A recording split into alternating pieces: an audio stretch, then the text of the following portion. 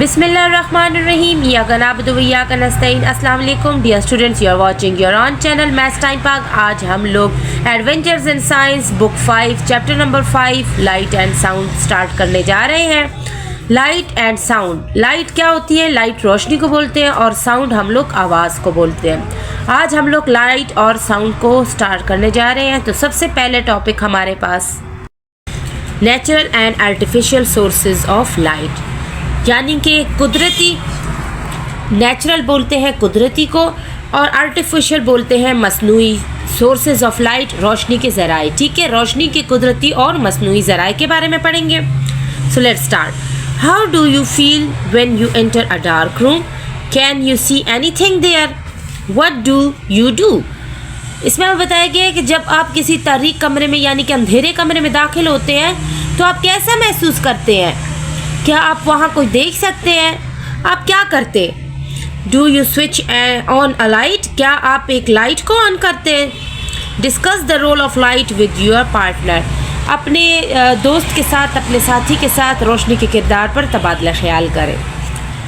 We are able to see objects around us with the help of light. When light falls on an object, it is reflected by the object. Thus, we are able to see the object.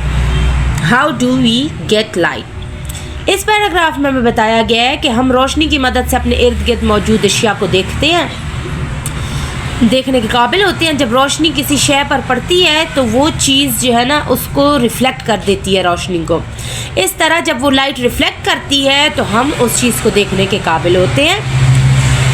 फिर how do we get light, कि हमें रोशनी कैसे हासिल होती है? Objects that emit give out light are called sources of light. ठीक है, sources of light can be divided into two types: natural sources of light and artificial sources of light. इस पैराग्राफ में बताया गया है कि वो अशिया जो रोशनी को खारिज करती हैं रोशनी के ज़राए कहलाती हैं. ठीक है, और रोशनी के ज़राए की दो अक़साम है.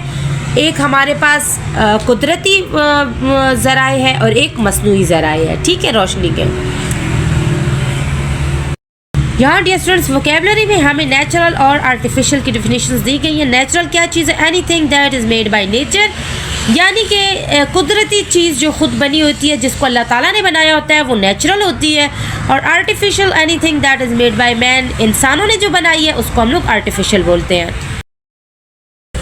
नाउ नेक्स्ट पेज पे हमारे पास है natural objects that emit light on their own are called natural sources of light. Can you think of any such sources of light? The sun is the main natural source of light on earth. Stars and fire are two other examples of natural sources of light. A firefly is also a natural source of light as it gives out its own light. इस paragraph में हमें बताया गया है कि कुदरती अशिया जो अपने तौर पर रोशनी खारिज करती हैं, जिसकी अपनी ही रोशनी होती है, कुदरती तौर पर अपनी रोशनी खारिज करती हैं, उसे कुदरती ज़राए कहलाते हैं रोशनी के. ठीक है, फिर बताया गया है क्या आप रोशनी के ऐसे किसी ज़राए के बारे में सोच सकते हैं? तो सूरज जो है ना ज़मीन पर रोशनी का बुनियादी कुदरती ज़रिया है, सबसे बड़ा ज़रिया रोशनी का, और वो भी कुदरती सूरज है. सितारे और आग जो है ना रोशनी के जो है ना ये कुदरती ज़रिया हैं. लेकिन जो हमारे पास फायर फ्लाई आती है ना, ठीक है, हम जिसे जुगनू बोलते हैं, ठीक है, जो लाइट देती है, जिसके पीछे से लाइट लगी होती है, आप लोगों ने ज़्यादातर उड़ते हुए उसको देखा होगा. जुगनू उसको उर्दू में बोलते हैं, इंग्लिश में फायर फ्लाई उसे बोलते हैं. वो एक नेचुरल सोर्स ऑफ लाइट है जो कि लाइट देती है. फिर हमारे पास आता है the sources of light that are made by man are called artificial sources of light. Can you name artificial sources of light? Common examples of artificial sources of light are electric bulbs, tube lights, torches and candles. अब इस paragraph में बताया गया है कि रोशनी के वो ज़राए जो इंसान ने बनाए हैं उन्हें रोशनी के मसनूई ज़राए कहते हैं. क्या आप रोशनी के मसनूई ज़राए का नाम बता सकते हैं? फिर उसके बाद बताया गया कि रोशनी के मसनूई ज़राए की आम मिसालें जो है ना इलेक्ट्रिक बल्ब हो गया, जो कि हमारे घरों में लगा होता है, जिसकी पिक्चर भी यहाँ पर शो की गई है. ठीक है, हमारे पास टॉर्चेस हो गई हैं, ट्यूब लाइट्स हो गई हैं, कैंडल्स हो गई हैं जिनको हम मोमबत्तियाँ बोलते हैं. ये सारे आर्टिफिशियल सोर्सेज ऑफ लाइट्स हैं हमारे पास. फिर यहाँ पर इट्स इफेक्ट में हम लोग पढ़ लेते हैं। The moon provides light at night but it does not have its own light, it reflects the light of the sun.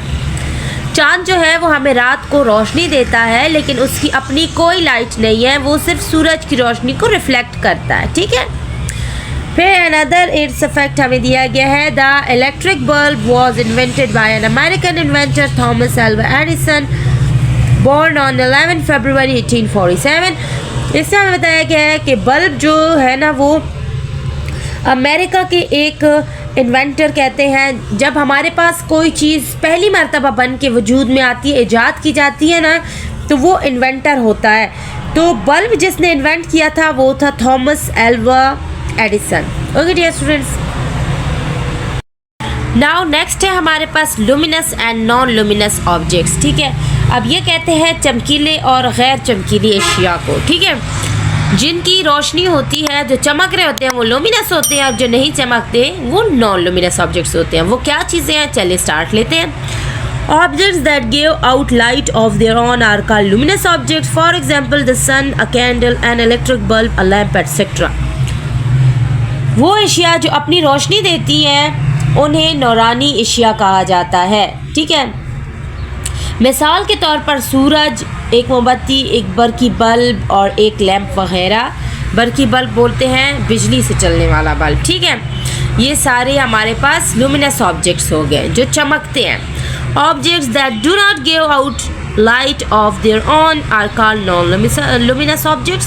For example, a book, a table, a pencil, clothes, etc. Think about the moon. The moon is also a non-luminous object, but it reflects light from the sun. इस paragraph में बताया गया है कि वो Asia जो अपनी रोशनी नहीं देती गैर चमकीली एशिया कहलाती हैं।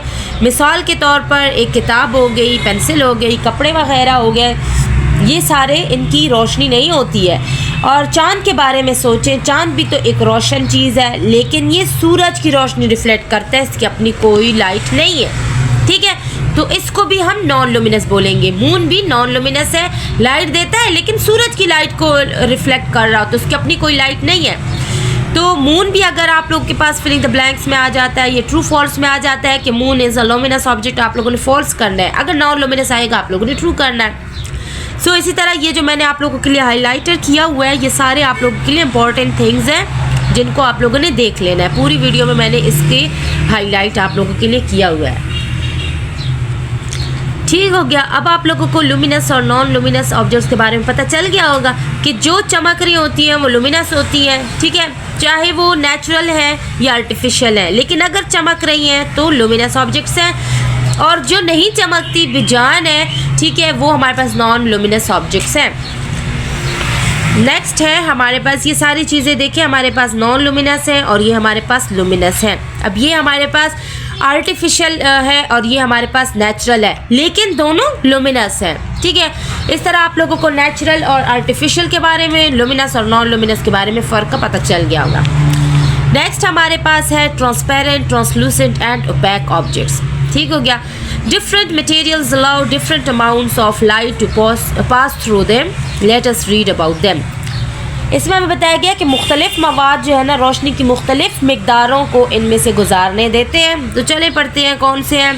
ट्रांसपेरेंट ऑब्जेक्ट्स, हमारे पास सबसे पहले ट्रांसपेरेंट ऑब्जेक्ट्स आते हैं। ट्रांसपेरेंट ऑब्जेक्ट्स हम लोग कहते हैं शफाफ एशिया को। Objects made of materials that allow light to pass through them completely are called transparent objects. Usually window panes are made of glass because glass allows light to pass through it. अब शफाफ Asia यानी कि transparent Asia कौन से होते हैं? ऐसे मवाद से बनी एशिया जो रोशनी को अपने अंदर से मुकम्मल तौर पर गुजरने देती हैं, उन्हें शफाफ एशिया यानी कि ट्रांसपेरेंट ऑब्जेक्ट्स कहा जाता है। आमतौर पर खिड़कियों को शीशे से बनाया जाता है, क्योंकि शीशा जो है ना वो उसमें से रोशनी गुजर सकती है, वो अपने अंदर से रोशनी को गुजरने देता है ताकि घर के अंदर भी रोशनी आ सके। यहाँ पर आप लोग एक एग्जांपल देख लें, ये हम लोग जब किसी चीज़ को पैक करते हैं ना, उसको फ्रेश रखने के लिए, अब फ्रिज में हम लोग रखते हैं ताकि दूसरी चीज़ का टेस्ट उस पर ना लगे, तो ये जो प्लास्टिक उसके ऊपर हम लोग चढ़ाते हैं, इसको भी ट्रांसपेरेंट ऑब्जेक्ट बोलते हैं। ओके डियर स्टूडेंट्स, नेक्स्ट पे चलते हैं। अब नेक्स्ट है हमारे पास ट्रांसलूसेंट ऑब्जेक्ट्स। ट्रांसलूसेंट ऑब्जेक्ट्स कौन से होते हैं? Objects made of materials that allow only some light to pass through them are called translucent objects. For example tinted car, windows, butter paper etcetera. अब इसमें डियर स्टूडेंट्स हमें बताया गया है कि ट्रांसलूसेंट एशिया ऐसे मवाद से बनी एशिया जो इनमें से सिर्फ कुछ रोशनी को गुजरने देती है, सारी रोशनी नहीं. ना तो वो सारी रोशनी को ब्लॉक करते हैं, ना वो सारी रोशनी पास कर सकते हैं. आधी रोशनी उसमें से गुजर सकती है, ठीक है, और कुछ रिफ्लेक्ट हो जाती है. तो उसको हम लोग ट्रांसलूसेंट ऑब्जेक्ट्स कहते हैं. मिसाल के तौर पर कार की खिड़कियां जो है ना, वो रंग उनको दे दिया जाता है और उसमें से थोड़ी रोशनी पास हो रही होती है और थोड़ी रोशनी पास नहीं हो रही होती, ठीक है. और बटर पेपर वगैरह, ठीक है, जब हम लोग बटर पेपर लगाते हैं उसमें से भी कुछ रोशनी निकलती है और कुछ नहीं निकलती. तो ये हमारे पास ट्रांसलूसेंट ऑब्जेक्ट्स हैं, ठीक है. ट्रांसपेरेंट में से सारी की सारी लाइट निकल जाती है, ट्रांसलूसेंट में से आधी निकलती है, आधी रिफ्लेक्ट हो जाती है. अब नेक्स्ट है हमारे पास ओपैक ऑब्जेक्ट्स. ओपैक ऑब्जेक्ट्स कौन से होते हैं? Objects made of materials that do not allow any light to pass through them are called opaque objects. For example wood, stone, plastic etcetera. Opaque objects ऐसे मवाद से बनी एशिया जो किसी भी रोशनी को अपने अंदर से गुजरने नहीं देती, ओपैक ऑब्जेक्ट्स कहा जाता है उनको.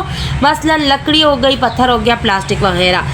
सो डियर स्टूडेंट्स, तीनों में फ़र्क आप लोग को पता चल गया होगा. एक पूरी की पूरी रोशनी गुजरने देता है, एक आधी गुजरने देता है, आधी को ब्लॉक करता है, और जो तीसरी है ओपैक ऑब्जेक्ट, वो पूरी की पूरी रोशनी को ब्लॉक कर देता है, वो पास होने नहीं देता. सो डियर स्टूडेंट्स, यहाँ तक आप लोगों को आज समझ आ गया होगा. नेक्स्ट टॉपिक हमारे पास इसी चैप्टर का है साउंड.